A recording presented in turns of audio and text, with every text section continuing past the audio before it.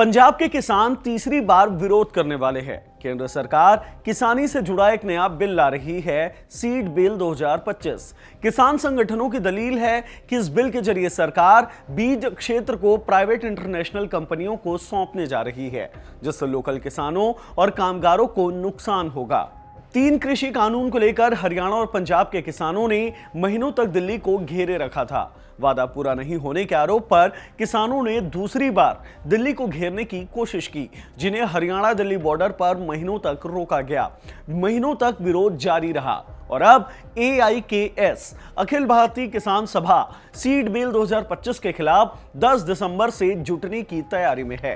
किसानों का आरोप है कि नए बिल में बीजों की lab testing, labelling, quality control और सर्टिफिकेशन से जुड़े कई सारे नए नियम लाए जा रहे हैं। कई मामलों में दोषी पाए जाने पर 3 साल की जेल और 30 लाख रुपए तक का जुर्माने का प्रावधान है, जिनका किसान विरोध कर रहे हैं। तो चलिए इस वीडियो में बात करते हैं इसी मुद्दे पर। जानते हैं कि नया सीड बिल 2025 है क्या, नए ड्राफ्ट में कौन कौन से नए नियम जोड़े गए हैं, ये किसानों के लिए कितना फायदेमंद हो सकता है, लेकिन किसानों को इससे क्या आपत्ति है, बिल के किन पॉइंट्स का किसान विरोध कर रहे हैं, सब कुछ जानते हैं इस वीडियो में। हेलो, मैं हिमांशु हूं और आप देख रहे हैं खबर गांव।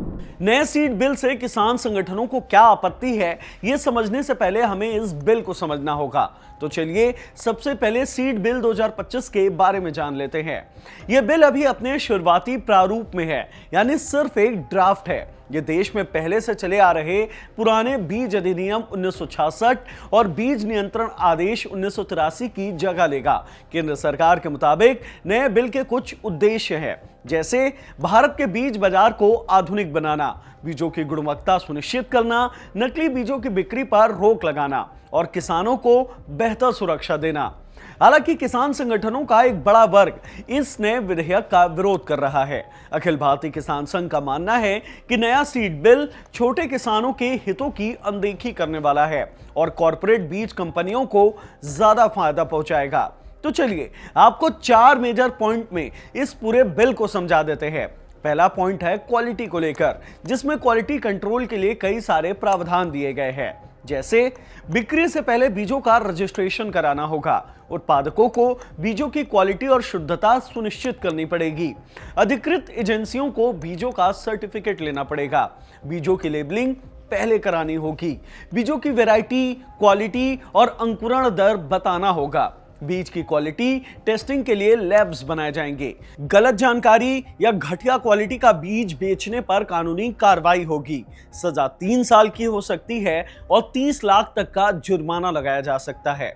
इस बिल में किसानों के हित में भी कई सारे प्रावधान मौजूद है, जिसमें किसानों के लिए कई सारे फायदे गिनाए गए हैं, जैसे किसानों को अपनी फसल से बीज रखने और उनका इस्तेमाल करने की छूट होगी, जिसके लिए रजिस्ट्रेशन की जरूरत नहीं पड़ेगी। लेकिन किसान अपने बीज को किसी कंपनी या किसी ब्रांड के नाम से पैक करके नहीं बेच सकेंगे।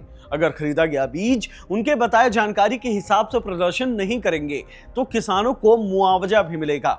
यानी अगर बीज की फर्टिलिटी रेट 90% बताई गई है, लेकिन बुआई के बाद बीज का प्रदर्शन इससे कमजोर निकलता है, तो किसान को मुआवजा मिलेगा। ये तो हो गई किसानों के हित की बात। अब बात बीज कंपनियों के लिए दिए गए प्रावधानों की। बीज कंपनियों को पूरा प्रोसेस पारदर्शी रखना होगा और रेगुलर ऑडिट कराना होगा। सारे डिस्ट्रीब्यूटर और सेलर को लाइसेंस लेना पड़ेगा। हर बीज कंटेनर पर QR कोड लगाना पड़ेगा, जिसमें उत्पादन से बिक्री तक की सारी जानकारी डालनी होगी। बीज बिक्री के लिए सरकार एक अलग से साथी नाम का केंद्रीय बीज पोर्टल बनाएगी। इसके अलावा इस बिल में सरकार और दंड से जुड़े भी कई सारे प्रावधान है। सरकार के लिए भी कुछ नियम बनाए गए हैं और नियम टूटने पर किसान या बीज कंपनी को लेकर कई सारे सजा के प्रावधान भी दिए गए हैं। वो जान लेते हैं। पहले बात सरकार के लिए दिए गए प्रावधानों की। केंद्र सरकार के पास कुछ बिलों को सार्वजनिक हित में नियंत्रण या प्रतिबंधित करने का अधिकार होगा। नीतिगत मामलों में सलाह लेने के लिए केंद्र सरकार राष्ट्रीय बीज समिति का गठन करेगी। केंद्र सरकार के पास किसी भी बीज की जांच, सैंपल लेने या जब्त करने का अधिकार होगा। नई बीज वैरायटी के लिए केंद्र सरकार की ओर से बौद्धिक संपदा सुरक्षा की गारंटी होगी।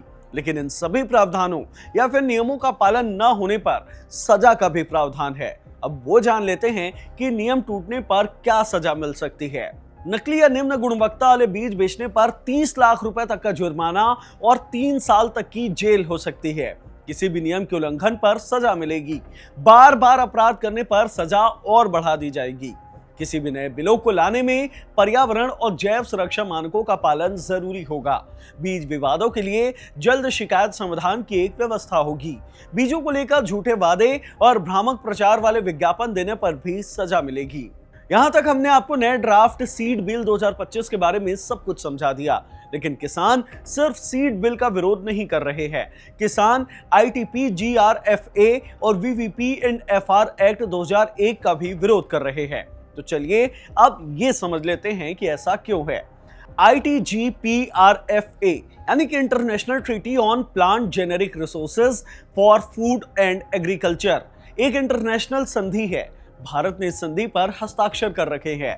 इसके नियमों को देश में लागू करने के लिए भारत सरकार ने 2001 में अलग से कानून बनाया था। उसी का नाम है PPV एंड FR एक्ट 2001। ये कानून किसानों को बीज बचाने, उनके उपयोग करने, उसकी खरीदी बिक्री करने का अधिकार देता है, बशर्ते किसान किसी ब्रांडेड बीज को अपने नाम से ना बेचे। केंद्र सरकार का तर्क है कि अभी सरकार जो नया सीड बिल 2005 ला रही है, उसका मुख्य उद्देश्य ये है कि बीज कंपनियों और किसानों के अधिकारों के बीच संतुलन को बनाए रखना, लेकिन किसान इसका विरोध कर रहे हैं। अखिल भारतीय किसान संघ ने क्या क्या दलील दी है वो समझ लेते हैं। पहली दलील है बीज स्वायत्तता के हनन को लेकर। किसान संगठनों की दलील है कि PPV एंड FR एक्ट की धारा 39 किसानों को अपने पंजीकृत फसल किस्मों के बीज को बचाने, उपयोग करने, बुआई करने, खरीदी बिक्री करने का अधिकार देती है, लेकिन केंद्र सरकार का नया बिल इन अधिकारों को कमजोर करने का काम करती है, जबकि काफी हद तक प्रतिबंध भी लगाती है। ऐसे में किसान हर मौसम में बीज कंपनियों से महंगे बीज खरीदने पर मजबूर हो जाएंगे। दूसरी दलील है कानूनी उत्पीड़न की। किसान संगठन का आरोप है कि इस नए बिल से बीज कंपनियों के कानूनी अधिकार मजबूत हो रहे हैं, जबकि किसानों के कम हो रहे हैं। ऐसे में बीज कंपनियों को किसानों पर लाइसेंस फीस न देने या अवैध रूप से बीज बेचने का आरोप लगाकर केस चलाने की ताकत मिल जाएगी। इससे गरीब किसान और छोटे किसानों के लिए कानूनी उत्पीड़न का खतरा बढ़ जाएगा। किसानों की तीसरी दलील है जैव विविधता को लेकर।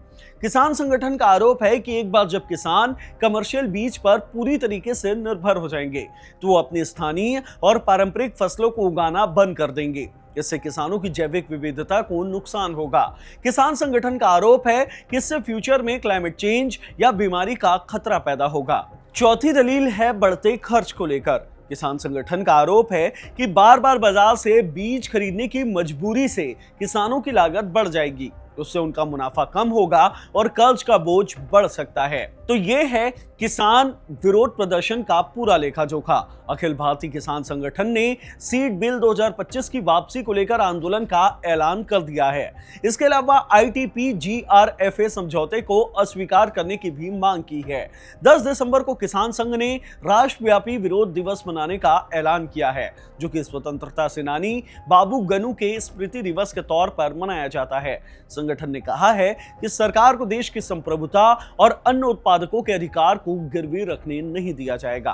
किसानों की दलील और इस संभावित तीसरे किसान आंदोलन की आमद पर आपकी क्या राय है? किसानों की दलील पर आप क्या सोचते हैं? हमें कमेंट बॉक्स में जरूर बताएं। इस वीडियो में इतना ही। वीडियो से मिली जानकारी पसंद आई हो तो उसे लाइक करें, शेयर करें और हमारे चैनल खबरगांव को जरूर सब्सक्राइब करें। धन्यवाद।